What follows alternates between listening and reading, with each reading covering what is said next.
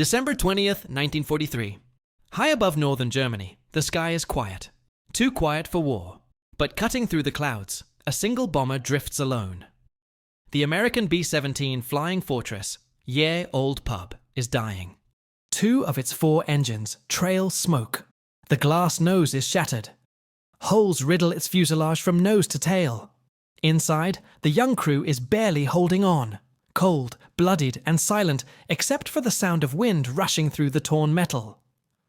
Their mission had been simple, at least on paper: bomb a Focke-Wulf aircraft factory near Bremen. But flak guns tore through the formation, and German fighters picked off stragglers one by one. Now, only Ye Olde Pub remains, a crippled bird drifting deeper into enemy airspace.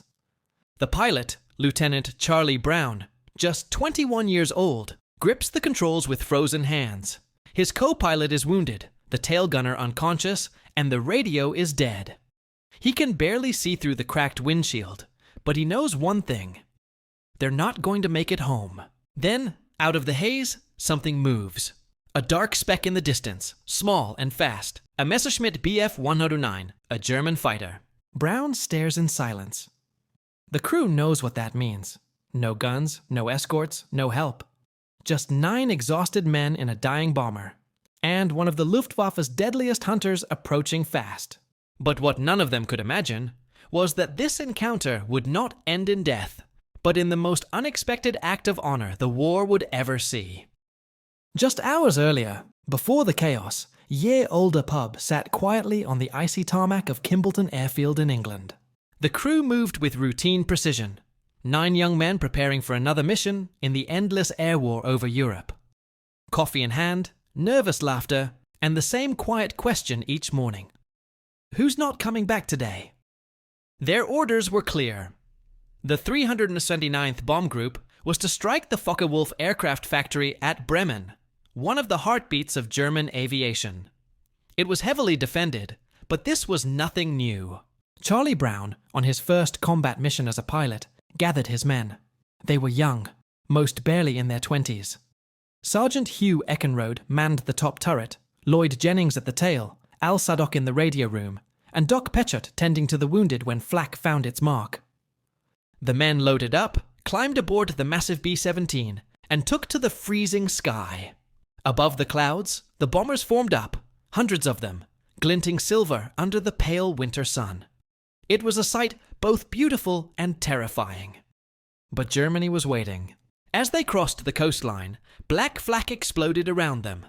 Dark bursts that filled the sky like a storm. Metal fragments ripped through the formation. Engines failed. Planes vanished in fireballs. Ye Olde Pub was hit early, its oxygen system and nose guns destroyed. But Brown pressed on, his crew silent, his focus absolute. They reached the target and dropped their bombs. One more act of defiance in a sky filled with death. On the way back, the Luftwaffe came. Dozens of Messerschmitts and Focke-Wulfs dove from the sun, tearing through the bombers. And that's when Ye Olde Pub's nightmare truly began. The first shells hit without warning. The sound of flak tearing through aluminum was deafening. The right wing shuddered, and the bomber lurched violently. One of the engines erupted in flames, smoke pouring out as Brown struggled to keep control. "Feather that prop!" he shouted. But the oil line was gone. The propeller spun wildly, threatening to rip itself free.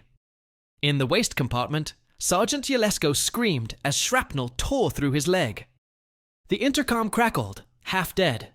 "We've lost number 4 engine! Oxygen's gone!" The cockpit was freezing.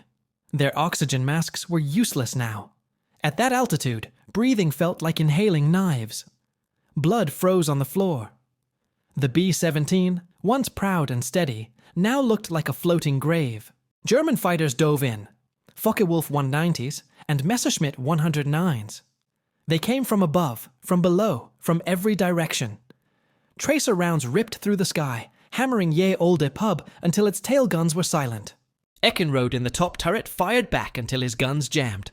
Then came a burst, and he was gone. The tail section was shredded, the right stabilizer barely hanging on. Holes big enough to crawl through gaped along the fuselage. But somehow, Brown kept flying. His eyes bloodshot, his hands shaking from cold and exhaustion. "Hold on," he whispered through cracked lips. "Just hold on." The surviving fighters peeled away, assuming the bomber would soon crash. But the crippled fortress didn't fall. It limped onward, alone, broken, yet still alive. And that's when another dot appeared on the horizon. High above the battered B-17, a Luftwaffe ace tightened his grip on the throttle. Franz Stigler, 24 years old, had already flown dozens of missions over Europe. He had seen bombers explode in the sky, crews fall from the heavens, and entire formations shredded. He knew the odds. One mistake could mean death. Today, he was chasing an easy target, a crippled B-17, alone, struggling to keep altitude. The American bomber was clearly wounded, smoke curling from its engines. Its tail guns were dead. The perfect kill. Stigler's fighter, a sleek Messerschmitt Bf-109, roared as he dived from above. His eyes narrowed. Each meter brought him closer to glory, or so he thought. But as he closed in, something stopped him. He could see the men inside.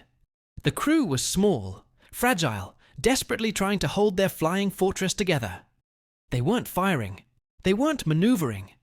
They were just fighting to survive. The war had trained him to shoot first, ask questions later. But in that instant, a memory flashed. His old commander's words, whispered before a mission months ago.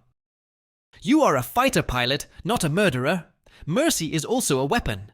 Stigler slowed his approach, circling the bomber, weighing a decision that would define both their lives. Above the clouds, time seemed to stretch. The crippled B-17 floated below, smoke trailing like a banner, unaware of the choice being made in the cockpit above. Franz Stigler's eyes never left the battered B-17. Every pilot he had ever shot down flashed through his mind. The men in the cockpit, the terror in their eyes. Today, the decision wasn't about tactics or orders. It was about honor. The American bomber floated like a wounded giant, its crew struggling against impossible odds. Stigler's finger hovered over the trigger, his training screaming, "This is an easy kill." But another voice, deeper, quieter, reminded him of something greater. "A fighter pilot protects his enemies when mercy is needed," his commander had said.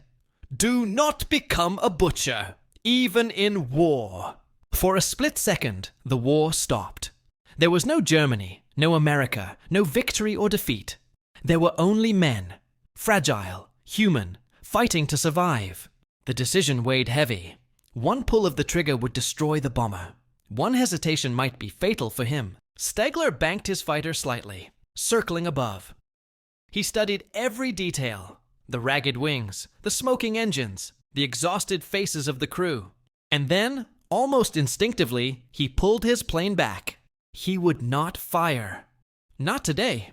In that instant, a code was rewritten in the sky. A silent act of defiance against the cruelty of war.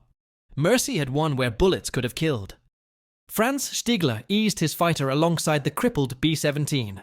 The bomber's engines coughed and spat smoke, its tail almost gone, yet it stayed in the sky. Fragile but alive. For a moment, time seemed suspended. Stigler could see the young pilot, Charlie Brown, fighting to keep the aircraft steady. He could see the fear, the exhaustion, the determination in every motion.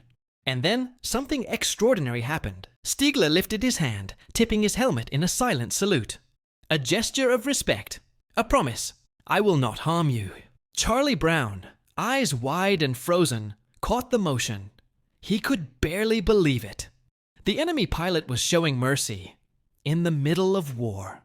The Luftwaffe fighter stayed beside them for a few tense moments, guiding the B-17, alerting the bomber to danger, ensuring it avoided flak batteries below.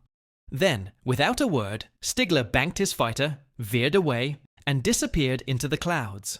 The bomber crew exhaled, as if waking from a nightmare. They were alive, spared by the very man who could have killed them in an instant. That single act of courage and humanity would be remembered for decades, proving that even in the darkest skies, honor could survive. Year-older pub limped home to England. The crew was shaken, exhausted, and haunted by what had just happened. Their savior had been an enemy fighter, a man who could have ended their lives with a single pull of the trigger. Charlie Brown and his men landed safely, but they didn't speak of the encounter. It seemed impossible, unreal, a miracle carved in the skies of war. They continued flying missions, each one a test of endurance and courage, carrying the memory quietly in their hearts.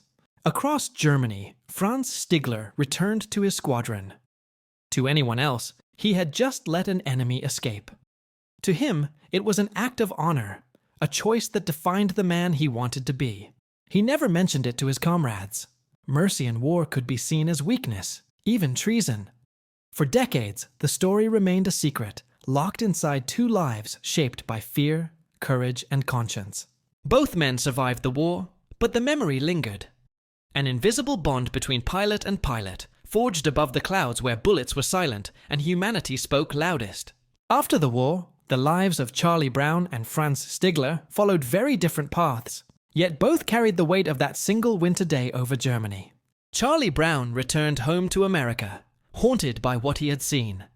The faces of his crew, the roar of flak, and the silent salute of the enemy pilot replayed endlessly in his dreams. Each mission had left scars, but none so profound as the mercy he had witnessed. Stigler returned to Germany, living through the devastation of his homeland. He buried himself in work, raising a family, but could never forget the young men in the smoking bomber, the lives he had spared. To his comrades, he remained just another pilot. To himself, he carried the secret of an act that could have cost him everything. Both men survived the war physically, but the war never truly left them. Their paths never crossed again, yet the invisible bond between them, forged in the clouds over northern Germany, remained unbroken. For decades, it was a story untold, a quiet testament to honor in an age defined by destruction. 45 years had passed. The war was long over, but the memory of that single flight lingered in both men's hearts. Charlie Brown, now in his 60s, never forgot the German pilot who had spared him.